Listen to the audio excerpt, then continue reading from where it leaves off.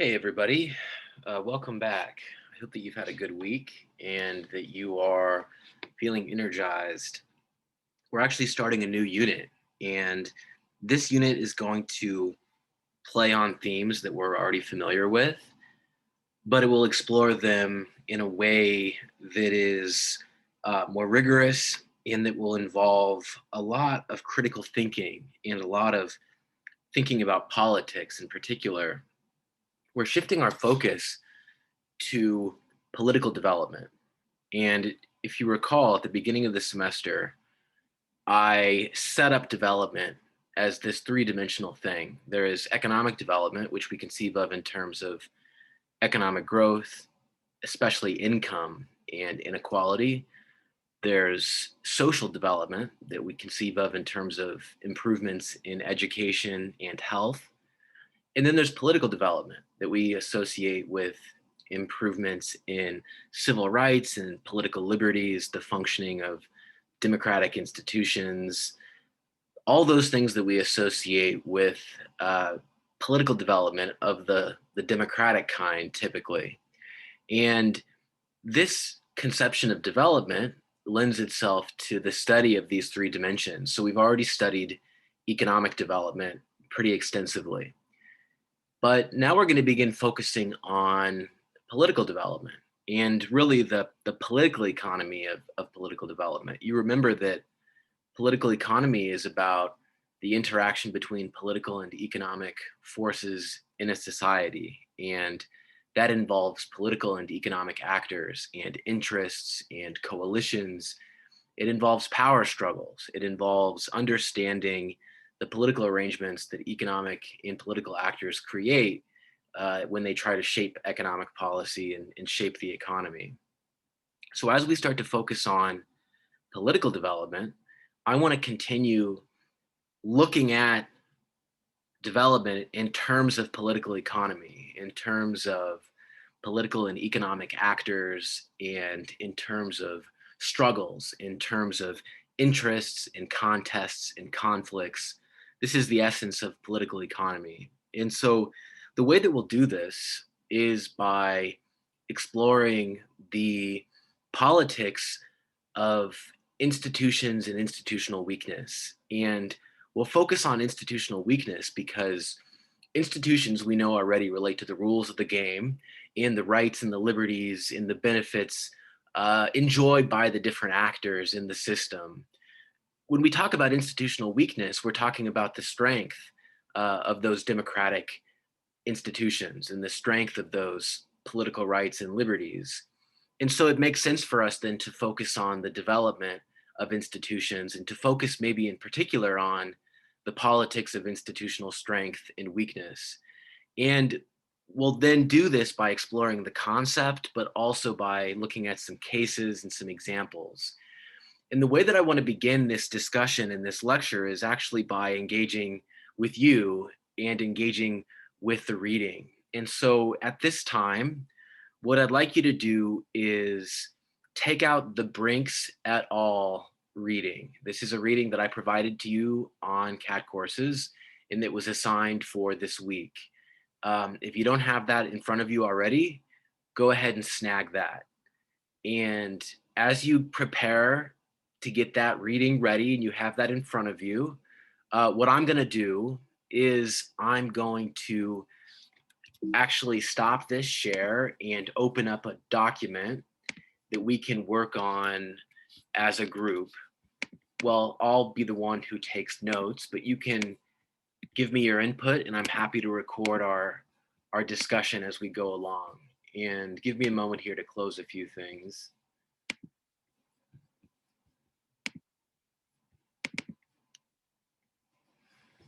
So you should be getting out the reading, the Brinks et al. Reading on institutional weakness.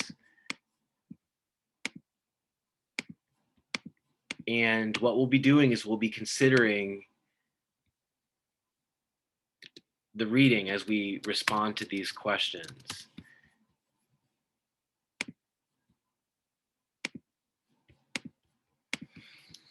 And a good way to do this and a good way to consider the reading, in my opinion, is to use keyword searches where you do a control F and you search for maybe the word power struggle.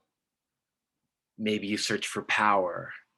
If you're looking for a specific concept, that's a good way to begin to use the reading. And if these concepts seem very abstract to you, it's because they are, but we always begin at a very general and abstract level. So let's start to consider these questions. They are, what are the links between power struggles and institutions, those rules of the game that structure human interactions? How do power struggles between actors impact institutions? And if we took power struggles out, how would institutions change? All three of these questions engage a similar issue, and that is the relationship between power and institutional design. And so let's begin to address these questions. Does anyone want to get us started?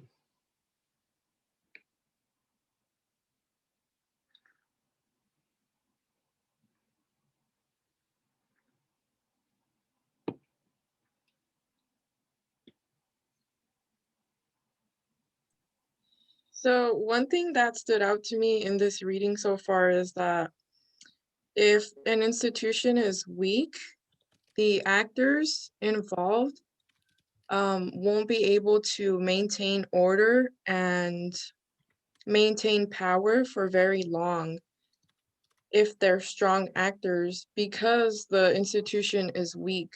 So they kind of won't be able to maintain order for very long, which is why um, institutions such as in Latin America don't remain strong for a long time. And that just immediately stood out to me. Yeah, that's a wonderful point. Um, in Latin America, in particular, and there's so much here, and I'm so happy to get started on this note. Are often weak and don't stay around for very long.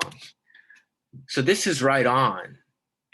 When we talk about the formal rules of the game, the property rights, the rules about the relationships between institutions or actors, when those institutions are weak, it breeds disorder and causes dysfunction in society, in politics, in the economy. And the actors involved, despite their best efforts, the government, the state, will have a difficult time maintaining order. And they won't be able to maintain power either for very long, even if they are themselves internally strong or well organized, because the institutions are weak. And those institutions being weak will breed disorder and also eventually dysfunction and break down and cause the replacement of the government and maybe even the replacement of the institutions. And so in this way, institutions that are weak cause political instability, and they cause institutional instability as well. And this is part of the reason that in Latin America they've switched back and forth from market to state periodically throughout their history, because they've consistently struggled to create strong institutions that can support economic and political order and produce a stable pattern. And so Argentina is a classic example. Despite strong actors, the institutions of the state and the rules of the game have been quite weak historically. And so as a result, they've had many transitions from authoritarian rule to democracy, back to authoritarian rule again. They've had many transitions from the state to the market, and then from the market back to the state, and so on and so forth. And that's also, though, why Latin America is such an interesting laboratory. If you're a student who's interested in political and economic change and institutional evolution, Latin America is an interesting place to look for all these reasons. But these are the reasons then that institutions become such an important factor in political economy, because they can be quite weak or they can be quite strong. And then the consequences are extraordinarily important for the prosperity and the growth and the stability of the political economy. And so we've seen that in this class throughout the class. And we see this in this reading as well. And Lewis says, the more power there is, the stronger the institution will be. So one causes the other to go up or down. So Lewis, when you say the more power there is, Do you mean the stronger the institution is, or the more teeth it has, so to speak? Whose power are we talking about?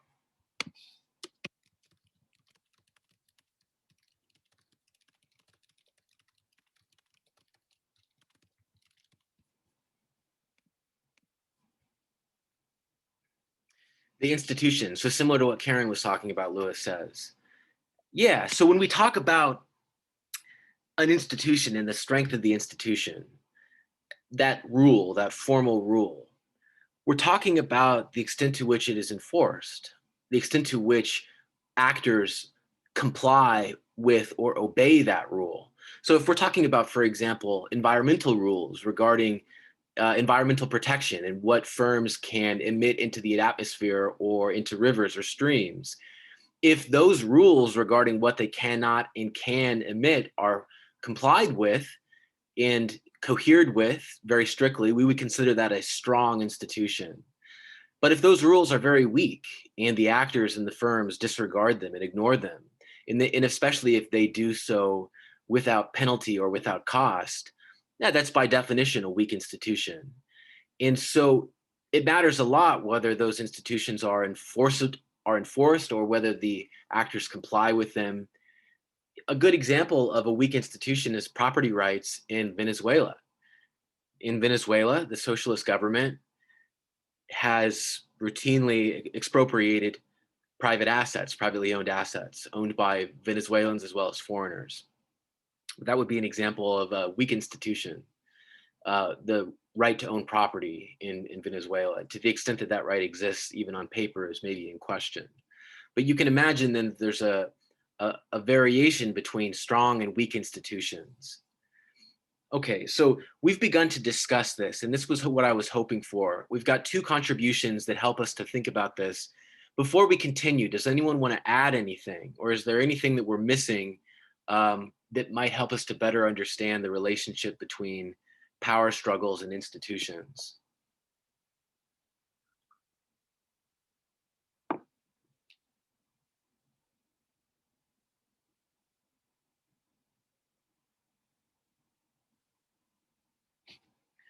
Before we continue, I want to draw out one more theme that's important for us to consider, and that is the relationship between power struggles and institutional design and persistence. Whenever an institution is created, it doesn't take place in a vacuum.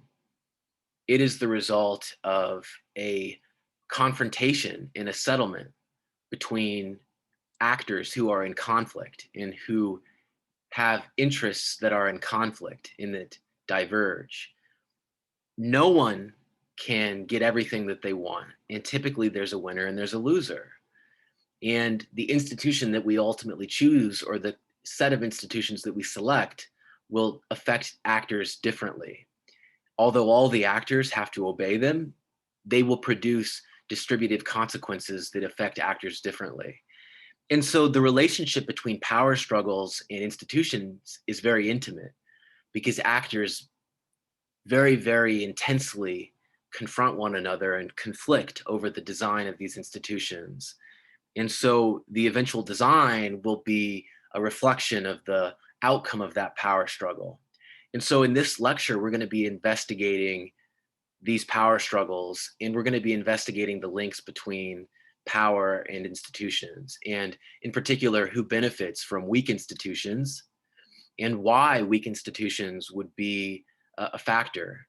It might seem counterintuitive to you that a developing country, or a country that wants to become more stable or more prosperous, would have weak institutions. But when you consider that some actors benefit from weak institutions, it makes more sense. And especially when we consider that power struggles will ultimately shape those institutions, we can better understand then how those institutions could be designed and set up to fail, or to be weak, or to be difficult to maintain over the long term.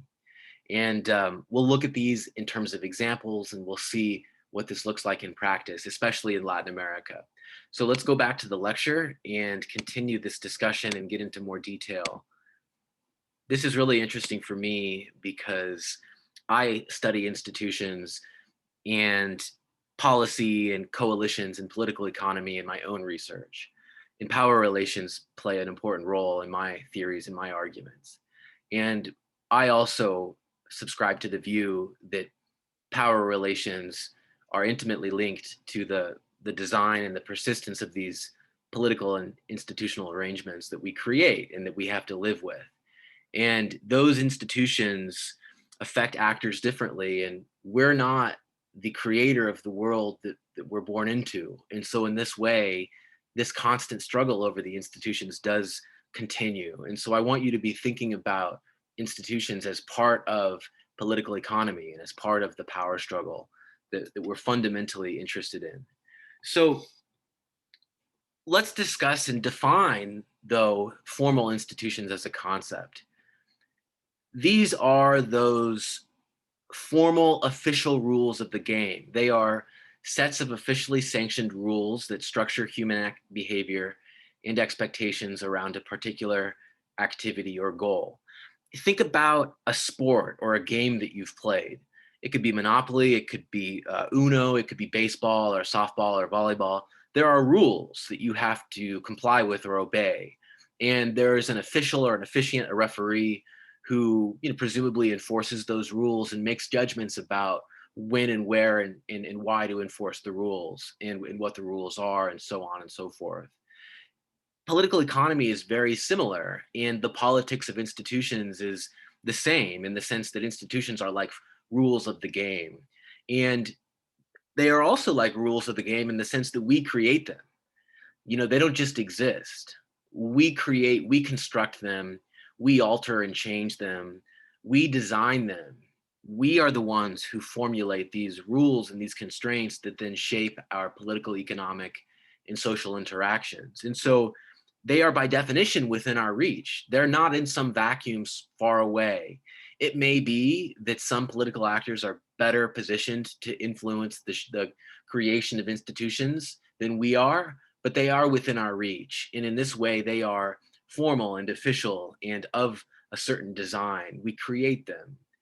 And they are analogous then to rules of the game. And so I'd like you to think of them in that way. And I'd also like you to consider the implication of this. Once you know the rules of the game, you can change them, right? That's the whole point. Maybe you've heard that before in school. Once you know the rules of grammar, you can begin to change them. You can begin sentences with and. You can do various things that you were told early on might not be acceptable, but now that you understand, you can change. The rules of the economy and the rules of politics and institutions are the same way. Once you understand them and what sustains them, you can begin to change them and alter them. And this is how we begin to understand the politics and the political economy and the strategic dimension of institutions. Because remember that actors are calculating and they have interests and they are, for all intents and purposes, rational and methodological. We are adopting without shame the methodology of economics, which says that actors are fundamentally self-interested and concerned about their physical and material interest. And that means that they're calculating and they're thinking about how to create and change the institutions in their favor in a way that will impose losses on their foes and create benefits for themselves. This is the way we're thinking about actors. So let me give you an example of a formal institution that could have an important impact on economic and social outcomes in a developing country. And that institution would be the rules for mining and construction and agro industry in places like Argentina, Bolivia, and Peru. Now, like all institutions or rules, these rules and regulations were set up with specific policy goals and specific legal goals in mind. The first goal was to reduce environmental pollution because mining and natural resource extraction is not just an activity that relies on a finite resource, it's also one that produces pollution and environmental hazards of its own. And these are especially damaging for local populations, which can suffer from higher rates of cancer and other illnesses. So there was an important emphasis placed on reducing environmental hazards when these countries set up rules for mining, construction, and heavy agricultural industry. But they also had statutory goals that motivated the design of these rules as well. And those include rules about certain practices that are required and certain practices that are forbidden. You can think of this as analogous to fracking. Fracking is one of those very controversial um, new sectors in natural resource extraction that uses practices that can be environmentally hazardous and damaging to local populations, and that have ignited discussions about what sorts of practices should be required or forbidden. In these cases, it's a very similar discussion. And this institution or these sets of policies or regulations theoretically can draw on a number of important incentives that firms have to comply with the rules. And those include, for instance, the firms need to ensure access to global markets, which basically rely on the state and the state's economic policies. They also need to rely on protection from informal miners who don't have to obey the same environmental protocols that the large companies do.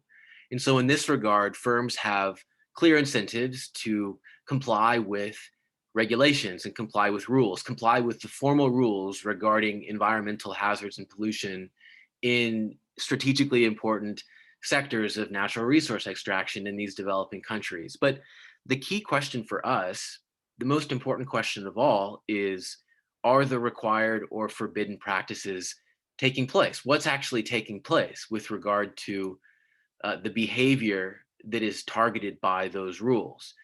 Are these firms complying with those rules or are they not? Are they engaging in the practices that they're supposed to be engaging in, the safe, environmentally prudent practices, or are they engaging in the forbidden practices? This is the key question when we're talking about the strength of an institution. We would say that if these firms are to be found complying with these required practices and avoiding these forbidden practices, we would say that those rules and regulations are quite strong. But if, on the other hand, we find that those rules and those regulations are being ignored and disregarded, well, then we'll find that and conclude that that institution is quite weak. Then, though, there are questions about, well, what sorts of power relationships in politics produced this institution of relative weakness or strength?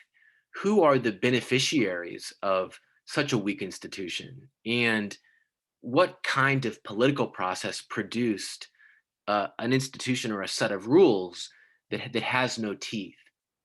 This is the key question for us when we're discussing institutional strength, the strength of that formal institution. Now, though, that formal institutions are only one half of the equation. We also know that formal institutions stand side by side with informal institutions and social norms about what sorts of behaviors are acceptable in a community, about what kind of activity or practice is permissible and is acceptable, quite apart from what the formal rules are. And so, for example, in Latin America, in many places, although there are formal rules on the books about the need and the law about paying taxes, there's significant tax evasion. And this, in some cases, has become normalized. Part of the weakness of the state and state institutions in Latin American countries like Argentina is the significant informal dimension, the permissive behavior around not paying taxes or bribing police officers or the security forces or bureaucrats. The weakness of the state, the weakness of state institutions, of formal institutions, is often an issue of informal institutions and social norms that can directly contradict those formal rules and those formal constraints. And what's especially challenging is that the informal institutions are harder to change than the formal ones. The formal ones are already difficult to change because, as you know, the beneficiaries of those formal institutions are better able to uphold them and defend them and perpetuate them precisely because of the benefits that they accumulate as a result of the byproducts of those institutions, right? So they're benefited by the institution, so they're better able to defend them. The informal institutions are even harder to change, though, because they're not written down and they're not on the books, because they have to do with the boundaries of acceptable behavior that are layered on top of the rules about behavior. And so anyone who knows much about India, for example, might point out that, well, although the caste system has long been banned in India, some of those social divisions and hierarchies still exist. That's an example of an informal institution, or the persistence of social norms well beyond the end of the formal rules or constraints that may have given rise to them. And so this shows us how formal institutions can be directly undermined by informal ones, and how their strength and their weakness can be partly a product of the strength and the weakness of the informal institutions themselves. And when you put together these formal and informal institutions, you have a picture of rules of the game and actors who benefit or are harmed by those rules of the game. And you've got complex interactions between those actors. You've got the winners who benefit from the institutions and who are able to uphold them and perpetuate them because they're made stronger by those institutions. You've got the losers who get the short end of the stick and who struggle against the winners to try to create a large enough coalition to alter the status quo. And you've got this consistent and persistent struggle. The coalitions may change, the interests may change and evolve, but the struggle continues. And those institutions, in this way, remain ever and always a reflection of politics. And this is how power struggles underlie institutions in design, in implementation, in persistence. And it's difficult for us to imagine these institutions absent those power struggles. Indeed, the power struggles are characterized first and foremost by actors who have unequal power and unequal strength and unequal ability to influence the decision-making process. And so what we wind up with is a picture of institutions that may not affect actors evenly, and may work against some of the development outcomes that we originally identified as desirable. This is the political dimension of political economy and institutions. And this is the part that is challenging for us sometimes when we think about development from the point of view of economics, which really focuses on the rationality of choice and equilibrium and the distribution of resources in the allocation of resources in an equitable and in a rational and efficient way. But politics, by definition, produces disproportionality because powerful actors impose their preferences and create institutions that create inequalities. And this then forces us to reckon with that original idea we have about the rationality and the efficiency of institutions. And it makes us think about the political dimension and how institutions can be strengthened or weakened based upon the politics of those institutions. And so let me give you some examples of weak and strong institutions. We'll start with an example from Bolivia. And what you're looking at is a photo from the early 2000s when they started developing a program called Bonasol. Bonusol was essentially a social security program for Bolivians that was designed to provide them with age-old assistance and help to promote the kinds of support for elderly people that they didn't have. It was supposed to meet that need for age-old care.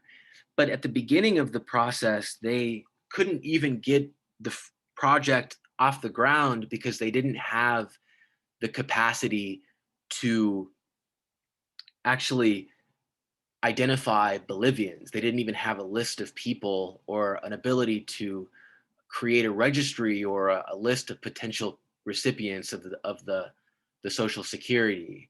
And the entire system was unable to get off the ground for a significant period of time. And it highlighted the limitations of Bolivian institutions, and it highlighted the weaknesses of Bolivian state institutions. And the question obviously is, well, why is the Bolivian state so weak? And why did they have to, for example, rely on the military eventually to begin to develop this program that should have been relatively simple or straightforward, at least from our perspective?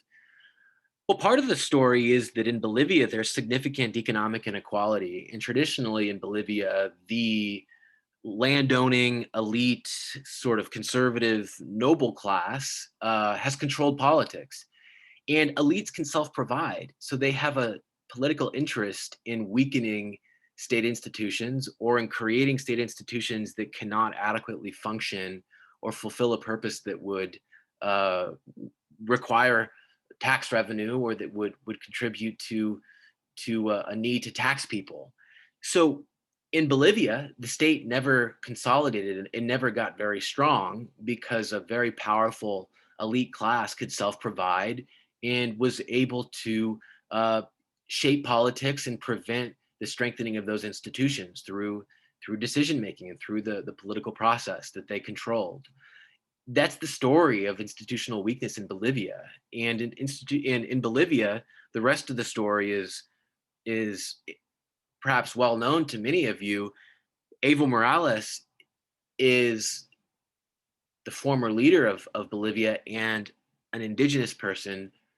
He was so successful politically precisely because he won the support of indigenous people and the masses who had been systematically left behind by elites who had failed to strengthen the state and left the state and state institutions in a weak position and unable to function properly. The story of Bolivia then is understandable in this context of power struggles and interests in politics and how those things can impact institutional strength or institutional weakness in developing countries. Now, when you think about institutions and power struggles, it's useful to think about the relationships between the distribution of benefits, the institutions themselves, and then the distribution of power. Power relations in institutions are complicated and they work in a way that is nuanced, but they work in a way that is primarily historical in the sense that they produce overtime allocations or accumulations of benefits or of political power or economic power. So, in other words, think about it like this. At time one, we might create the institution and set up that institution. But it's not until time two that we begin to see the effect or the consequence, the distributive effect of that institution. It's at time two where we start to observe the consequences. Those consequences at time two then reshape and kind of alter or reinforce the political environment that originally gave rise to that institution.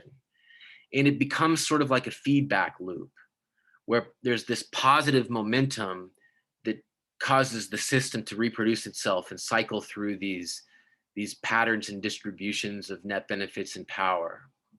And so let's start then at time one. Let's say at time one, we've got formal institutions. Now, time zero would probably be the distribution of power in the state of nature that might be the product of exogenous factors or other issues or other factors. We're not going to consider that. We'll consider time one, the moment where we have institutions in place. And so the institution that we'll use as an example is property rights, which is the right to own and manage your own economic assets and to control and derive benefits from or to dissolve or transfer those assets as a private actor in society, apart from the state, independent of the state. That's property rights. Now, property rights as our institution at time one will result in a certain distribution of benefits.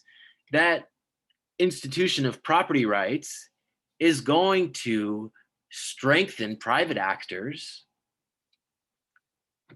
at the expense of the state, theoretically, in our hypothetical environment. And this distribution of benefits then changes politics, right? It changes the political environment because those economic benefits then affect power and power relations and the ability of individual actors to influence the political process, to control the decision-making process, and to shape the outcomes.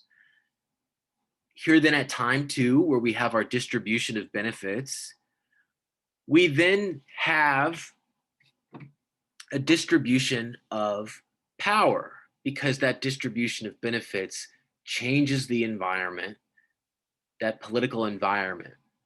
Now, in between though, hold on. In between though, we also have informal structures and social norms about, say, for instance, corruption, the acceptability of corruption, the acceptability of patronage, the role of transactions in political relationships. All of these factors can change the distribution of benefits by affecting the political relationships between private actors and the state. But those informal institutions, to the extent that they affect the distribution of benefits, will affect the distribution of political power here at time three.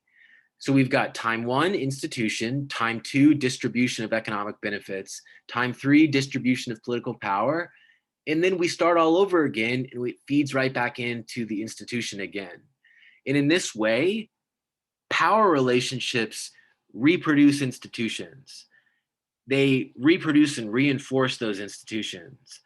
But what that also suggests is that to create or change institutions, you must marshal or alter the existing balance of power. And so to interrupt this process, you've got to divide the status quo coalition and create a reform coalition or a revolutionary coalition that can take its place and create or change the existing institutions. This is why there's such an intimate relationship between coalitions and interests and institutions in political economy, because institutions are understood as producing these benefits that then affect politics, understanding that politics then in turn reinforces that institutional trajectory. There being also a role, though, for informal institutions like corruption and patronage and other factors like that that can affect political relationships. Now, this is, though, just a theory, and this is just a way of understanding and thinking about power relations and institutions. But it is especially useful because it highlights the role of power. It highlights how institutions alter the environment, the structure, and then changes the ability of actors to maintain or change the status quo. And that is just the essence of politics, and especially the essence of the relationship between structure and agency, which is one of the most notorious debates and issues in all of social science. Now, at this point, I'd like us to step back again and begin to have a bit of a discussion or return to our discussion so that we can think about an example or some examples of an unequal distribution of power that upholds some particular formal institution. And this is something that I want us to take a moment and think about. There are an infinite number of examples that you might use to discuss this question. I'm going to go back to this document.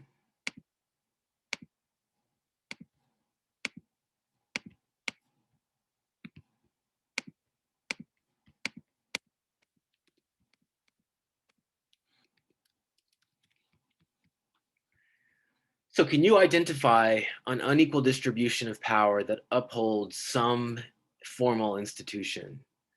And what is that institution and who are the actors? Can we identify one as a group and then work from there?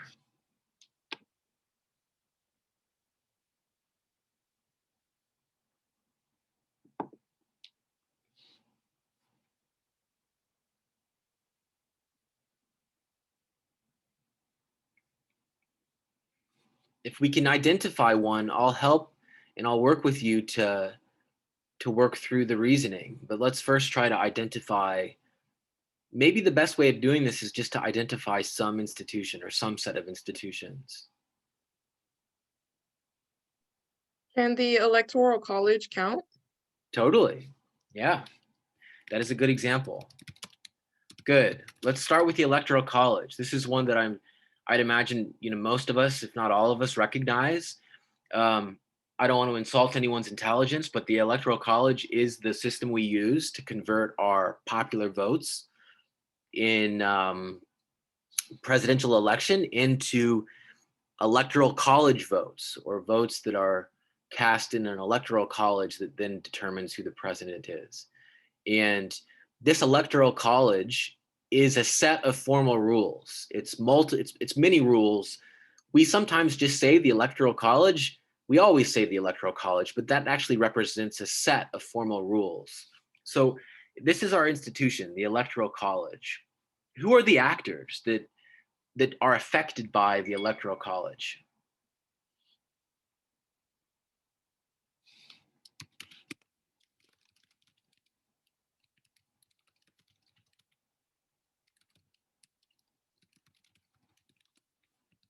Who are the actors?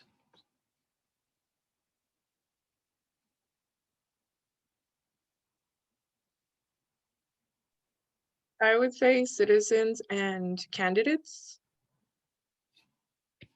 So citizens and candidates are certainly.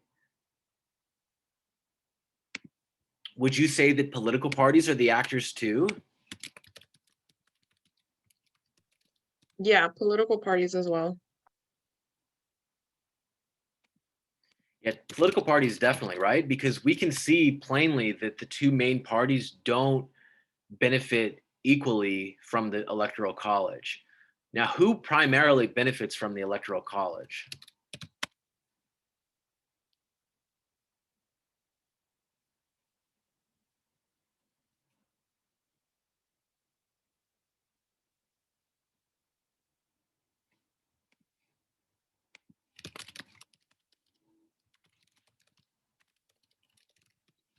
So who benefits from the electoral college in terms of the political parties?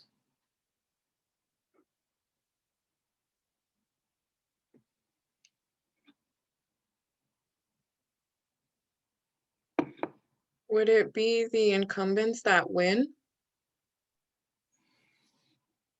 Well, not necessarily, because incumbents generally have an advantage because they're incumbents, but the electoral college tends to overrepresent what states?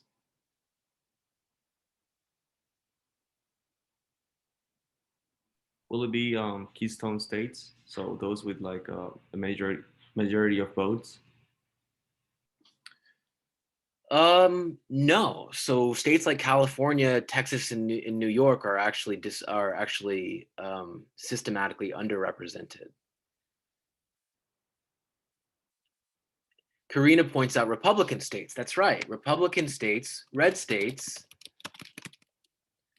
disproportionately benefit from the electoral college because Republican states are typically smaller, and small states are systematically overweighted in the electoral college. So like Nebraska has 5 electoral votes, where I'm from, Nebraska, 5 electoral votes. California has 55. Trust me, California is far larger than 11 times the size of Nebraska. It's much, much larger than that. So just to give you a sense, California should have many more electoral college votes than it does, based on its size. Same with New York. So red states typically benefit disproportionately from the electoral college. We can call it like it is. The Democratic Party disproportionately does not benefit from the electoral college because the Democratic Party relies primarily on those large blue states. Okay.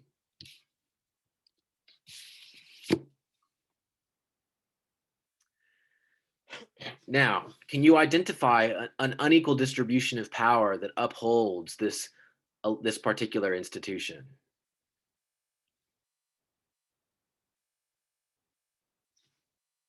I can think of at least one. Can you think of any?